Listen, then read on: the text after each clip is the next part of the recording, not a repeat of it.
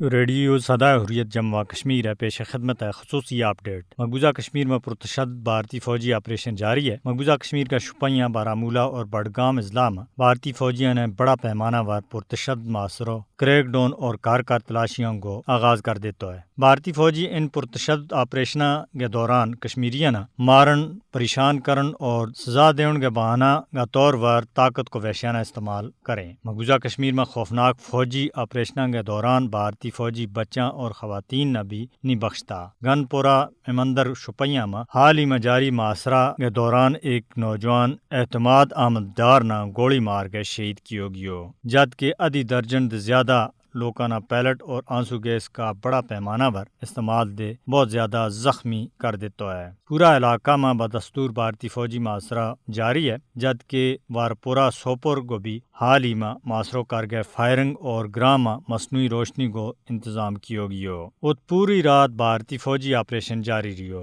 عالمگیر corona بیماری کے دوران بھی مقبوضہ کشمیر میں پرتشدد بھارتی فوجی آپریشن جاری ہیں۔ بھارتی پولیس سربراہ دلباغ سنگھ نے حال ہی میں مقبوضہ کشمیر میں پرتشدد فوجی آپریشن جاری رکھنے کو کیا تھا۔ مقبوضہ کشمیر میں تعینات بھارتی فوجیوں نے مارچ 2020 سے لے کے مئی 2021 تک وبائی مدت کے دوران 5250 مرتبہ کریک ڈاؤن آپریشن اور کار تلاشیوں کی کارروائی کی۔ کشمیریوں نے بھارتی فوجیوں کے ہاتھوں ہر دن کی بنیاد پر قتل، گرفتاریاں، نظر بندیاں، چھاپاں اور کریک ڈاؤن کو سامنا کرنا پڑ رہا ہے۔ مقبوضہ کشمیر میں کورونا وبائی امراض کا آغاز کے بعد 281 کشمیری قتل، 893 زخمی اور 3120 گرفتار کیا جا چکا ہے۔ مودی کی قیادت میں فسطائی بھارتی حکومت کا جابرانہ ہتھ کنڈا صرف کشمیریوں کا بھارتی غلامی دے آزادی حاصل کرنے کا عزم نہ مضبوط بنا رہی ہے۔ کشمیری عوام کے خلاف نازی ازم کی پیروکار RSS کی حمایت یافتہ بھارتی حکومت کا ظالمانہ اقدامات سے مقبوضہ کشمیر میں انسانی حقوق کی صورتحال اور زیادہ تتر بتر ہو گئی ہے۔ بھارتی مظالم دے دو چار اہل کشمیریوں نہ بچاؤن کے واسطے عالمی برادری نہ اپنی خاموشی ترک کر گئے